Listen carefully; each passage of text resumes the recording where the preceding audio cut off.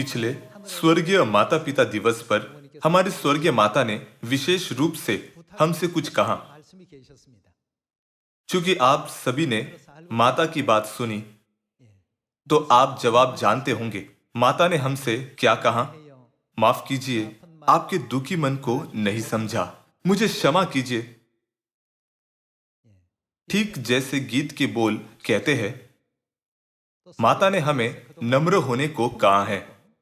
माता ने कहा कि हमें यह देखने के लिए खुद को जांचना चाहिए कि भले ही हम सत्य में हैं, फिर भी हम अपने भाइयों और बहनों के प्रति विचारशील होने के बजाय खुद की इच्छा से कार्य करते हैं और उन्हें दर्द देते हैं। ऐसा लगता है कि हम कई बार बेइरादे से भाइयों और बहनों की भावनाओं को चोट पहुंचाते हैं और अनजाने में उन्हें दर्द देते हैं। अवश्य ही अच्छा होगा कि वे अपनी भावनाओं को ठेस न पहुंचाने दें। भले ही एक सदस्य कुछ कहता है जिससे दूसरे को ठेस पहुंच सकती है, लेकिन यदि सुनने वाले को बुरा न लगे और वह उसे अच्छे तरीके से ले, तो यह एक अच्छा परिणाम लाएगा। लेकिन हमारा मानव स्वभाव कमजोर और हमारी भावनाओं को आसानी से ठेस पहुंचती है। हमारे अभिमान को एक छोटी तुच्छ चीज से भी ठेस लगती है जिस पर हम हंस सकते हैं। यह सब हमारे अपूर्ण पश्चाताप के कारण होता है। यदि हमने संपूर्ण पश्चाताप किया है तो हमें छोटी चीजों से ठेस नहीं लगेगी। माता ने हमें इस पर फिर एक बार जागरूक किया। हमारे स्वर्गीय पिता और माता परमेश्वर है जो आदि ही से अंत को देखते हैं। पिता और माता का अस्तित्व अनंत काल से है और वे अनंत काल तक अस्तित्व में रहेंगे।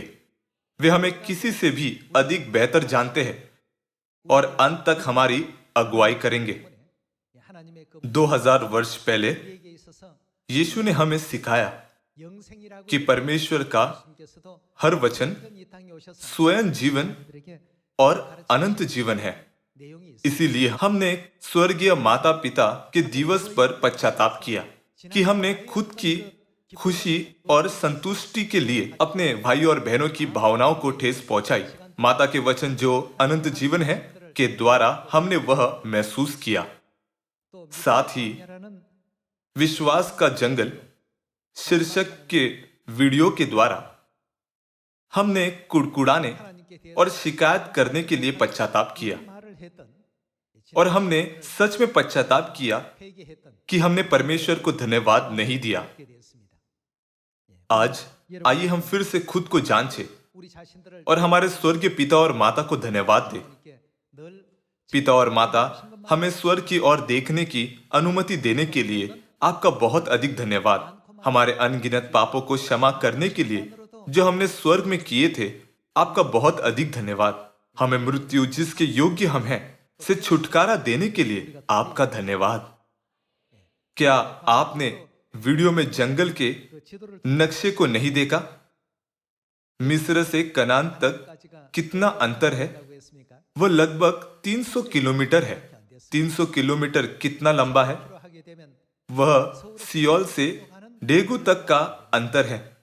मेरी राय में यदि हम बिना आराम किए चले तो 4 या 5 दिन में सियोल से डेगू तक पहुंच सकते हैं। लेकिन यदि हम आराम करते हुए खाना पकाते और खाते और सोते हुए आराम से चले तो 7 या 10 दिन लगेंगे। तब क्यों परमेश्वर ने इजरायलियों को छोटा अंतर 40 वर्षों के लिए चलने दिया? हमें इसे समझने की जरूरत है। व्यवस्था विवरण की पुस्तक क्या कहती है? उन्हें नम्र बनाने के लिए। किस कारण से हमने पाप किया और हमें स्वर्ग से निकाला गया? यह इसलिए क्योंकि हम घमंडी बने।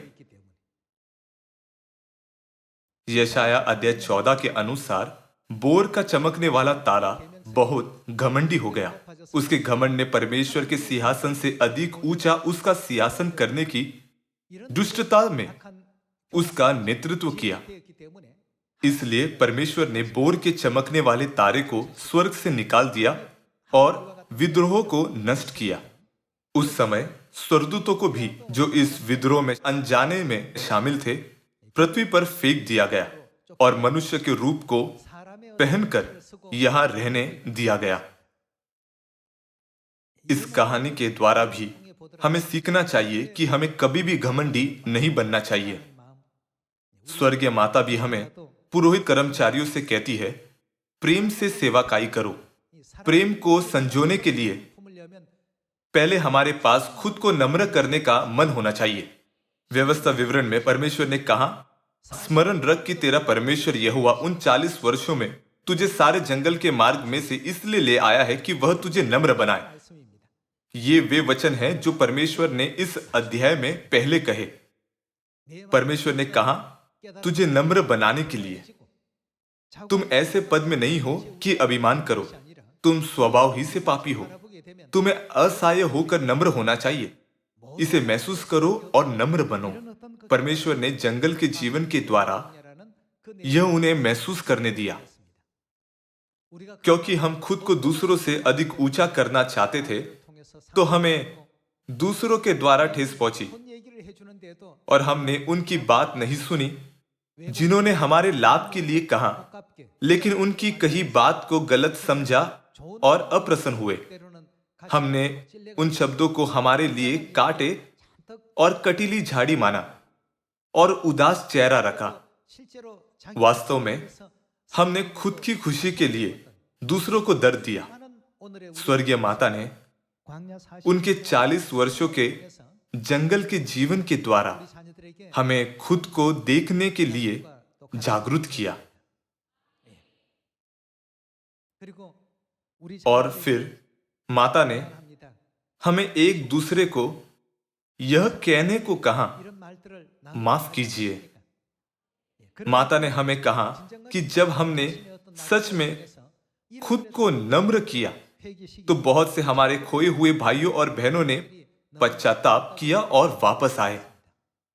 आज आइए हम हमारे स्वर्गीय पिता और माता की इच्छा का पालन करते हुए, जो चाहते हैं कि हम खुद को नम्र करें। स्वर्ग का राज्य और पश्चाताप अविभाज्य है। इस विषय के साथ परमेश्वर के वचन का अध्ययन करने का कुछ समय ले। हमें स्वर्ग जाने के लिए हमारे पापों का पश्चाताप करना चाहिए। पश्चाताप के बिना कोई भी आत्मिक कनान में प्रवेश नहीं कर सकता। क्यों परमेश्वर ने इजरायलियों को नम्र किया और उन्हें भूखा रहने दिया? यह इसलिए नहीं था कि परमेश्वर के पास कोई शक्ति नहीं थी। यह इसलिए था क्योंकि परमेश्वर अंत में उन्हें सभी चीजों की आशीष देना चाहते थे। बाइबल कहती है कि परमेश्वर का महान प्रेम उस प्रक्रिया में शामिल था। मैं जानता हूं कि हमारे सियोन के परिवार के ज्यादातर सदस्य एक दूसरे के साथ बहुत बढ़िया है और बेरुखी से बात नहीं करते, नहीं दूसरों की भावनाओं को ठेस पहुंचाते हैं। लेकिन यदि आप दूसरों की भावनाओं को ठेस पहुंचाए क्योंकि आप उनका इरादा नहीं समझते, तो भले ही यह एक छोटी चीज है, पर आइए हम उन्हें कहे, माफ कीजिए और सारी समस्याओं को सुलझाए। तो मैं आपकी विनम्रता की सराहना करूंगा। स्वर्ग का राज्य और पश्चाताप बिना अलग हुए एक दूसरे से जुड़े हुए हैं। मत्ती अध्याय 4 में भी यीशु ने कहा, मन फिराओ क्योंकि क्या निकट है, स्वर्ग का राज्य निकट है। चूंकि स्वर्ग का राज्य निकट है, तो हमें पश्चाताप करना चाहिए। पश्चाताप करने के बाद हम सभी को उन लोगों के रूप में परमेश्वर को धन्यवाद देना चाहिए जिनकी नागरिकता स्वर्ग में है। आइए हम फिलिपियों अध्याय 3 वचन 19 पर जाए। उनका अंत विनाश है, उनका ईश्वर पेट है। वे अपनी लज्जा की बातों पर घमंड करते हैं और पृथ्वी की वस्तुओं पर मन लगाए रहते हैं। पर हमारा स्वदेश स्वर्ग पर है और हम एक उद्धारकर्ता प्रभु यीशु मसीह के वहां से आने की बात जो रहे हैं। वह अपनी शक्ति के उस प्रभाव के अनुसार जिसके द्वारा वह सब वस्तुओं को अपने वश में कर सकता है, हमारे दीनहीन देह का रूप बदलकर अपनी महिमा के देह के अनुकूल बना देगा। जब हमारी दीनहीन देह का रूप परमेश्वर की महिमा की देह के अनुकूल बदलेगा, तब हमारे सभी गलत विचार, गलत विश्वास, विकृत मन हमारे बदलाव के साथ बदलने चाहिए। सिर्फ हमारा बाहरी मनुष्यत्व नहीं बदल सकता, जबकि हमारा भीतरी मनुष्यत्व सांसारिक ही रहे। हमें जल्दी से हमारे भीतरी मनुष्यत्व को बदलना चाहिए, क्योंकि स्वर्ग का राज्य निकट है। तो यीशु ने हमें क्या करने को कहा? उन्होंने हमें पश्चाताप करने को कहा। स्वर्गीय माता ने हमें इस स्वर्गीय माता पिता दिवस के द्वारा हमें पश्चाताप करने का तरीका जानने दिया है। उन्होंने कहा, माफ कीजिए, मुझे क्षमा कीजिए और धन्यवाद। साथ ही हमें दूसरों की क्षमा याचना को ठीक है या कोई बात नहीं, यह कहते हुए स्वीकार करने की जरूरत है। जब कोई आपसे क्षमा मांगे, तब क्या होगा यदि आप कहे, आपने ऐसे किया ही क्यों जिसके लिए आपको क्षमा मांगनी पड़े?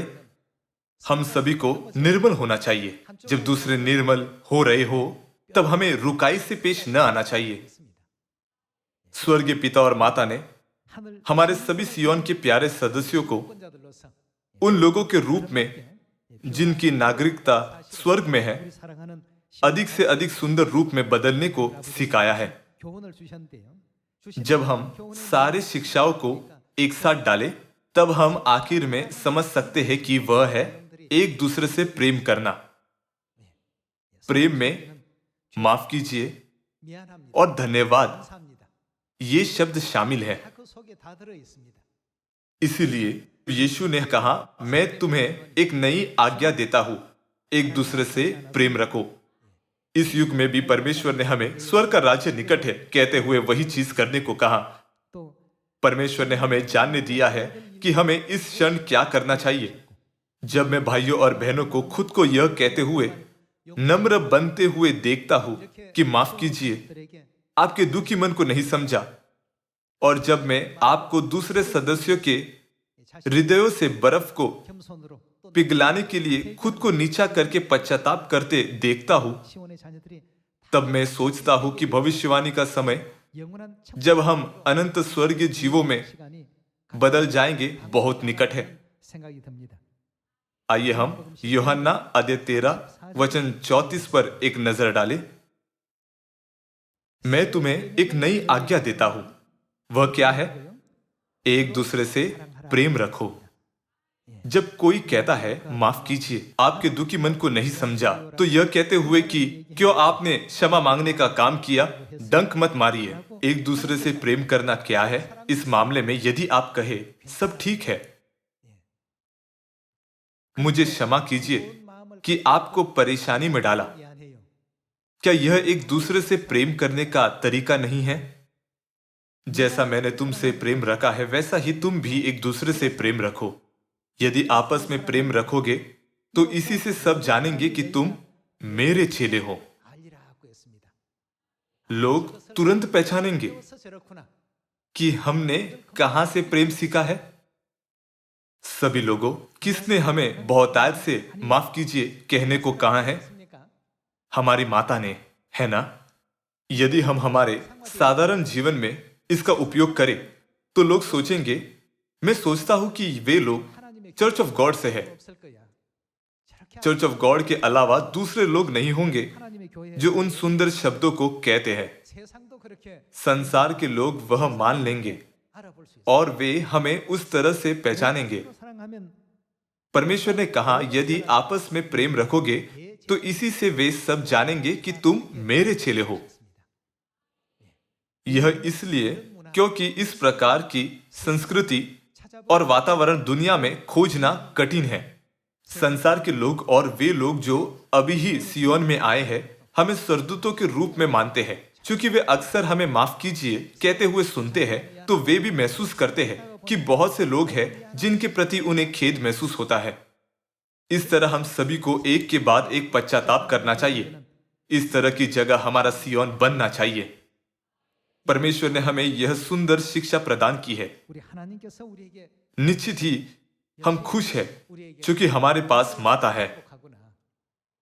एक बार फिर मैंने महसूस किया कि क्योंकि हम सियोन में माता से इस प्रकार की शिक्षा सुनते हैं, तो सियोन सुंदर रूप में बदल सकता है। यूहन्ना अध्याय 13 वचन 34 में आज्ञा और प्रेम फसह से भी संबंधित है। नई आज्ञा को नई वाचा के रूप में व्यक्त किया गया है ना? लूका रचित सुसमाचार में उसे वाचा के रूप में व्यक्त किया गया है और यूहन्ना रचित सुसमाचार में आज्ञा के रूप में व्यक्त किया गया है। लेकिन वाचा और आज्ञा मूल रूप से एक ही है। नई आज्ञा नई वाचा है। किस दिन नई वाचा की घोषणा की गई? फसह के दिन पर, है ना? यदि हम ध्यान से फसह को देखें तो हम उसमें परमेश्वर का पवित्र प्रेम खोज सकते हैं। हमारे स्वर्गीय माता पिता अपनी स्वर्ग की सभी महिमा पीछे छोड़कर स्वर्ग से इस पृथ्वी पर आए हैं और नई वाचा नामक सत्य को स्थापित किया है। उन्होंने हमें बचाने के लिए अपना मांस फाड़ा और वह हमें दिया और साथ ही अपना लहू बहाया और हमें उसे पीने दिया। दाख मधु का एक कटोरा जो हम पीते हैं और एक रोटी का टुकड़ा जिसमें हम भाग लेते हैं साधारण रोटी और दाख मधु नहीं है। वे हमारे स्वर्गीय पिता और माता का मांस और लहू है जो हमें उनके पवित्र और महान प्रेम और बलिदान के द्वारा प्रदान किया गया है। परमेश्वर ने नई वाचा के इस बहुमूल्य सत्य फसह को इसलिए स्थापित किया क्योंकि वह चाहते थे कि हम स्मरण रखें कि कैसे उन्होंने हमारे लिए अपना लहू बहाया और हमारा जीवन बचाने के लिए उन्होंने किस प्रकार का बलिदान चुकाया। इसलिए हमें बस रोटी और दाख मधु लेकर हमारे उद्धार पर सिर्फ आनंद नहीं करना चाहिए, लेकिन हमें फसह में वर्ण किए गए परमेश्वर के प्रेम को नापना चाहिए कि हमारा जीवन बचाने के लिए परमेश्वर ने खुद को बलिदान किया। हमने परमेश्वर का प्रेम सीखा है, इसलिए हमें भी हमारे भाई और बहनों को प्रेम देना चाहिए। आइए हम प्रथम यूहन्ना अध्याय 4 पर जाए। हे प्रियो, हम आपस में प्रेम रखें। इस दुनिया में ऐसी चीजें हैं जो शैतान की है और ऐसी चीजें हैं जो परमेश्वर की है। उनमें से प्रेम निश्चित ही परमेश्वर का है, क्योंकि प्रेम परमेश्वर से है। जो कोई प्रेम करता है वह परमेश्वर से जन्मा है और परमेश्वर को जानता है। जो कोई प्रेम करता है वह परमेश्वर से जन्मा है और वे वह है जो परमेश्वर को जानते हैं। दूसरा थिस्सलुनीकियों अध्याय 1 में वह कहता है कि जब परमेश्वर धधकती हुई आग में न्याय करने के लिए आएंगे तब परमेश्वर उनके साथ क्या करेंगे? जो परमेश्वर को नहीं पहचानते, परमेश्वर उन लोगों से पलटा लेंगे। जो परमेश्वर को जानते हैं वे वह है जिन्होंने परमेश्वर के प्रेम को महसूस किया है। क्योंकि हमने परमेश्वर के प्रेम को महसूस किया है तो हम सभी को उस स्तर पर पहुंचना चाहिए जहां हम हमारे सियोन के सदस्य के साथ प्रेम बांट सकते हैं। आइए हम वचन 8 के साथ जारी रहे। वचन 8, जो प्रेम नहीं रखता वह परमेश्वर को ज्ञान से जान सकता है, लेकिन बाइबल कहती है कि वह तब भी परमेश्वर को नहीं जानता। वे सहमत होते हैं कि वह परमेश्वर है क्योंकि वह भविष्यवाणी के अनुसार आए और नई वाचा का फसह हमारे लिए लाया। लेकिन उनके हृदयों में, उनके डीएनए में, उनके अंदर की कोशिकाओं में परमेश्वर अब तक उत्कीर्ण नहीं है। जो प्रेम नहीं रखता वह परमेश्वर को नहीं जानता। क्यों? क्योंकि परमेश्वर प्रेम है। सभी लोगों, माइटोकॉन्ड्रियल डीएनए पर्दे के पीछे बच्चों के जीवन के लिए निर्णायक भूमिका निभाता है और वह डीएनए पीढ़ी से पीढ़ी तक पारित होता है। परमेश्वर का डीएनए प्रेम है। क्योंकि परमेश्वर का डीएनए प्रेम है, तो यदि हम परमेश्वर की संतान हैं, तो हमें अवश्य ही परमेश्वर के डीएनए प्रेम के वारिस बनना चाहिए। लेकिन क्या होगा यदि हम परमेश्वर के डीएनए यानी प्रेम के वारिस न बने?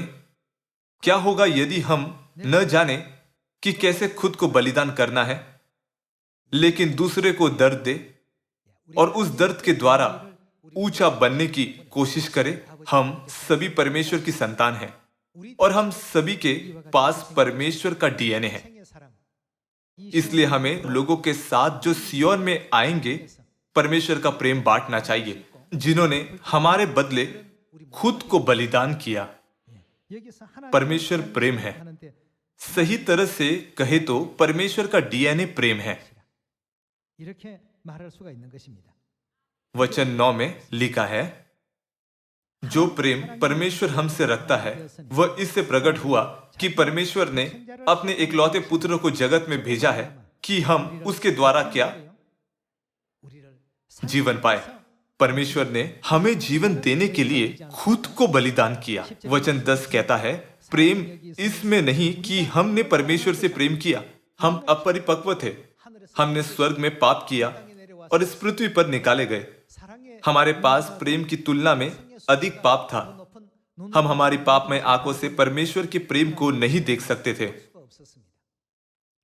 प्रेम इसमें नहीं कि हमने परमेश्वर से प्रेम किया, पर इसमें है कि क्या उसने हमसे प्रेम किया। हमने परमेश्वर से प्रेम नहीं किया, बजाय इसके हमने परमेश्वर को धोखा दिया और इस पृथ्वी पर हमें निकाला गया। भले ही हम पापी हैं, लेकिन परमेश्वर ने अपने प्रेम डीएनए को प्रवृत्त किया और कभी नहीं कहा कि उन्हें हमसे नफरत है। वह हमें पश्चाताप का मौका देने के लिए फिर एक बार शरीर पहनकर इस पृथ्वी पर आए। परमेश्वर मानव जीवन से गुजरकर जन्म लेना, बूढ़ा होना, बीमार होना और मृत्यु, जिससे हर एक को गुजरना होता है, आज के दिन तक सियोन की अगुवाई कर रहे हैं। हम वह है जिन्हें कहना चाहिए था माफ कीजिए, लेकिन उसके बजाय परमेश्वर हम पापियों से कहती है माफ कीजिए। जब माता बार बार हमसे सच में माफी मांगती है तो हम पापी नहीं जानते कि खुद के साथ क्या करना चाहिए। आइए हम वचन 10 फिर से देखें। प्रेम इसमें नहीं कि हमने परमेश्वर से प्रेम किया, पर इसमें है कि उसने हमसे प्रेम किया और हमारे पापों के प्रायश्चित के लिए अपने पुत्र को भेजा। हे प्रियो, जब परमेश्वर ने हमसे ऐसा प्रेम किया तो हमको भी आपस में प्रेम रखना चाहिए। यदि हमने अब भी नाराजगी रखी हो तो उसे निकाल फेंकिए। 이걸 다 이제 털어내 버립시다. 하나님이 우리의 परमेश्वर ने हमारे सभी गंभीर पापों को क्षमा किया, 많은 시온의 가족들의 इसलिए 작고 작은 것 हमें हमारे सदस्यों के प्रति 가운데 담아두고 उनकी बात 버리지 못하고 या कार्य के लिए भले ही वह बहुत छोटा सा हो, 새기고 असंतोष की भावनाओं को 새겨놓는 बनाए रखने का 그러면 우리가 मूर्ख कार्य नहीं करना चाहिए। परमेश्वर का डीएनए प्रेम है 우리 DNA और हमने परमेश्वर के प्रेम के डीएनए को प्राप्त किया है ना? परमेश्वर के प्रेम को अमल में लाने के लिए हमें खुद को और अधिक नम्र करके प्रेम से हमारे भाइयों और बहनों का मार्गदर्शन करना चाहिए, क्योंकि वे लंबे समय से इस पापमय संसार में रहे हैं और उन्होंने पूरी तरह से अब तक सत्य को नहीं समझा है। प्रेम भरा व्यक्ति बनने के लिए हमें खुद को नम्र करने की जरूरत है। जब तक हम नम्र नहीं बनते तब तक हम दूसरों से प्रेम नहीं कर सकते। संसार के लोगों को खुद पर गर्व है और वे यह कहते हुए खुद का दिखावा करते हैं, क्या तुम जानते हो कि मैं कौन हूं? वे सोचते हैं कि यदि वे वह करे तो लोग उन पर ध्यान देंगे, लेकिन परमेश्वर का तरीका अलग है। बाइबल कहती है कि परमेश्वर ने 40 वर्षों के लिए इजरायलियों को जंगल में भटकने दिया, उन्हें नम्र किया और भूखा रहने दिया ताकि अंत में उनका भला करे।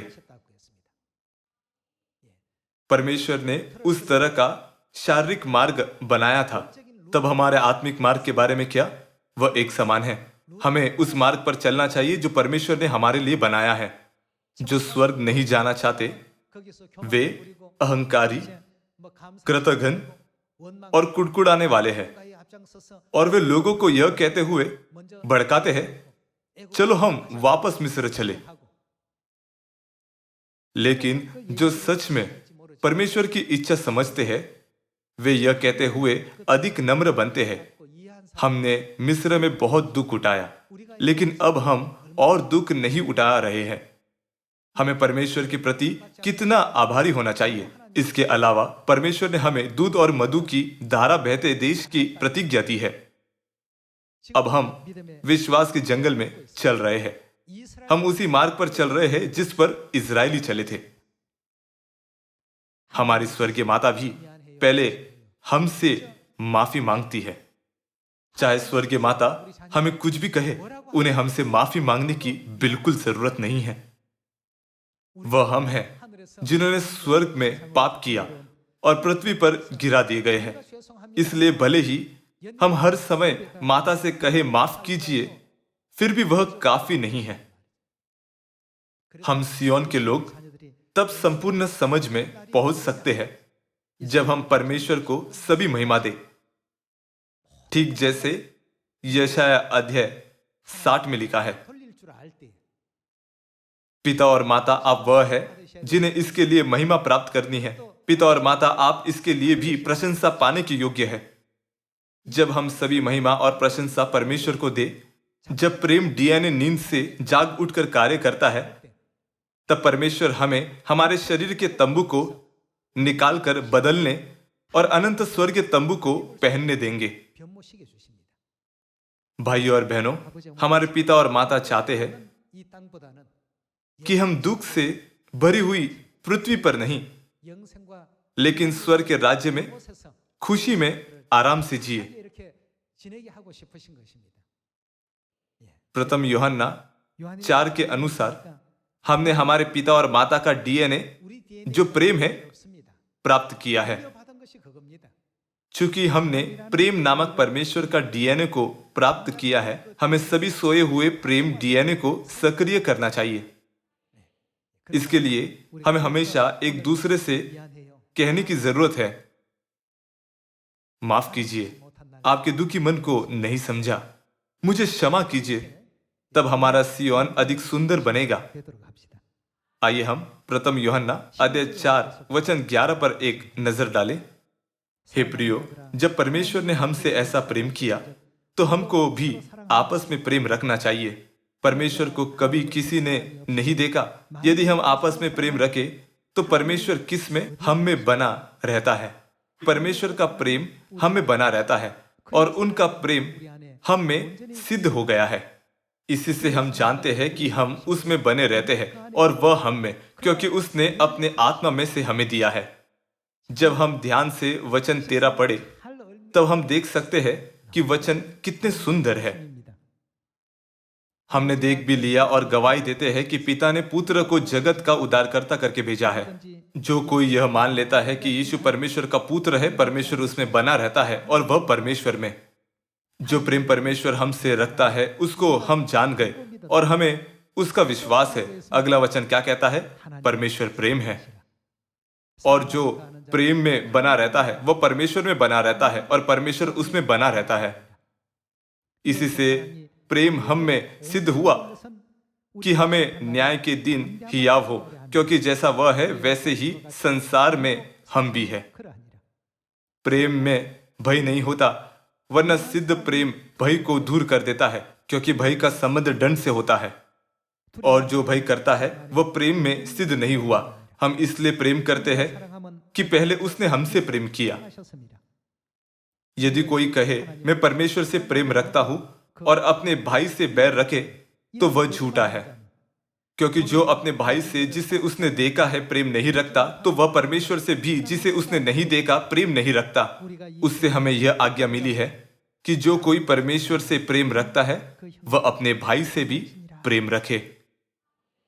यह इतने सुंदर वचन है, चाहे हम कितनी ही बार उन्हें सुने या पढ़े। प्रेम जो हमारे पास है 의식적인 वह कुछ जागरूक या यांत्रिक शब्दों से नहीं है। 말에 의해서 이루어지는 परमेश्वर ने हम में उनका डीएनए बोया है। 새겨 놓으셨습니다. हमने परमेश्वर के डीएनए को प्राप्त किया है, लेकिन वह कार्य नहीं करता पर निष्क्रिय रहता है। हमें उन्हें सक्रिय करने के लिए क्या करना चाहिए? हमें खुद को नम्र करना और एक दूसरे से जितना हो सके उतना कहना चाहिए, माफ कीजिए, धन्यवाद। तब प्रेम का निष्क्रिय माइटोकॉन्ड्रिया संख्या में लगातार बढ़ते हुए जागरूक होगा और सक्रिय रूप से कार्य करेगा। चिकित्सा वैज्ञानिक कहते हैं कि जब हमारे शरीर में माइटोकॉन्ड्रिया की संख्या बढ़ती है तब हम स्वस्थ बनते हैं, है ना? हमारे आत्मिक स्वास्थ्य के साथ भी ऐसा ही है। 하나님의 हम तब आत्मिक रूप से स्वस्थ बनते हैं जब आत्मिक माइटोकॉन्ड्रिया बढ़ता है और हमारे अंदर सक्रिय होता है। परमेश्वर ने हमारे लिए खुद को बलिदान किया। हमें पापों से छुटकारा देने के लिए उन्होंने दुखों के लिए खुद को त्याग दिया। हम सभी के पास प्रेम डीएनए है जिसे हमने परमेश्वर से प्राप्त किया है। स्वर्गीय परिवार के सदस्य के रूप में आइए हम सभी हमारे भाइयों और बहनों से प्रेम करें और स्वर्ग जाने के दिन को जल्दी सामने लाएं। क्या आप 40 वर्षों के लिए उस मार्ग पर चलना चाहते हैं जिसे हम 10 दिनों में समाप्त कर सकते हैं? इस आत्मिक जंगल में हम अक्सर खुद को नम्र करने में नाकाम होते हैं और गुमान के साथ खुद को ऊंचा करना चाहते हैं। इसीलिए चाहते हुए भी परमेश्वर इस वक्त हमें स्वर्ग नहीं ले जा सकते। हम तब तक स्वर्ग में प्रवेश नहीं कर सकते जब तक हम शुद्ध नहीं होते और नहीं बदलते। इसलिए परमेश्वर अब भी हमें समय दे रहे हैं। यदि हम पूरी तरह से शुद्ध होते और बदल जाते तब हम पहले ही से स्वर्ग जा चुके होते। मिस्र से कनान तक की दूरी लंबी नहीं थी। हम सभी जल्द से जल्द स्वर्ग जाना चाहते हैं। आइए हम हमारे अंदर प्रेम डीएनए को सक्रिय करें। ऐसा करके आइए हम पिता और माता की विचारशीलता और बलिदान के सदृश बने और परमेश्वर के डीएनए की शक्तिशाली ऊर्जा के साथ पश्चाताप में सभी लोगों की अगुवाई करें। मुझे आशा है कि सारा संसार परमेश्वर के डीएनए की शक्ति से भर जाएगा। अब मुझे आज का उपदेश समाप्त करने दीजिए। आपका धन्यवाद।